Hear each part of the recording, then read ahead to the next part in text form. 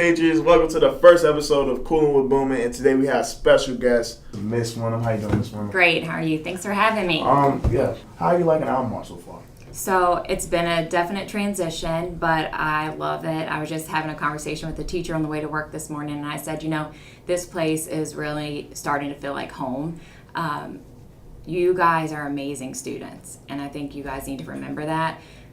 Albemarle has done some amazing things, and I really, because of the work that you guys do and teachers that believe in you, I think that's how it's been possible. How do you compare Albemarle and Easterview? What are the differences? So comparing likes and differences, the similarities are there's a lot of pride. So I feel like all the students that I have met have a lot of pride, and they're glad they're here at Albemarle. Yeah. At Eastern View High School, it was very similar.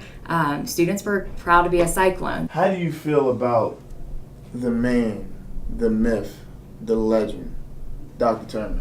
So I just came out of a meeting with Dr. Turner.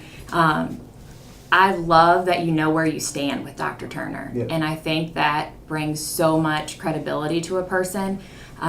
He's going to be honest with you, whether you want to hear it or you don't want to hear it. I can tell you guys in all meetings, his focus is you. It doesn't matter if it's an idea that Miss Wynham thinks is a great idea. If it's not great for you guys and it's not great to help Albemarle High School, we don't talk about it. How do you feel about Albemarle sports? So I didn't like that we didn't start football season on the first day we could start football season. I told Coach Isaiah that. Okay. And next year I think we should start on the first day. Yeah. How do you feel about that?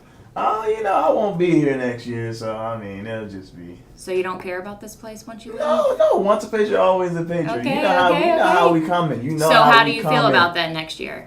I feel like they should start on the time they should start, and I want them boys to go 10-0 next year, go to states, and do big things next year. I was at the volleyball game the other night, and it was a late night, and one of the parents was like, "Are you here all the time? Like, you have to be here from 8 in the morning to, this time at night?" And I said, "Yeah." I said, "But and this is for teachers and everyone, if you don't take time to go to those things, you don't get to see many of you in your best light." It's amazing. The volleyball team, have you been to any volleyball games? Yeah, I have. Very strong. I think our volleyball program is a really strong program, and that you can see just the way they act as a team, the way they play. I think it's really great. So how was it growing up in Madison? How was that? So Madison only had about 420 kids in the school. Yeah. So my graduating class was about 110. So what the difference was from here is that most of the athletes played all 3 sports because you have a smaller population. So you stayed in shape year round. It was very small community. Some of my best friends who are pictured on that wall behind you were from Madison. Yeah.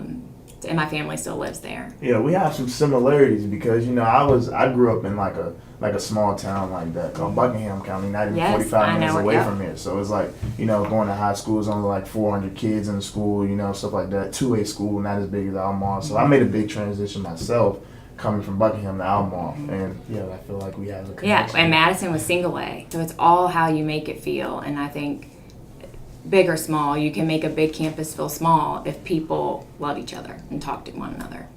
That's all we have for you today on Coolin with Boomin. We'll be back to you next week, and have a great day.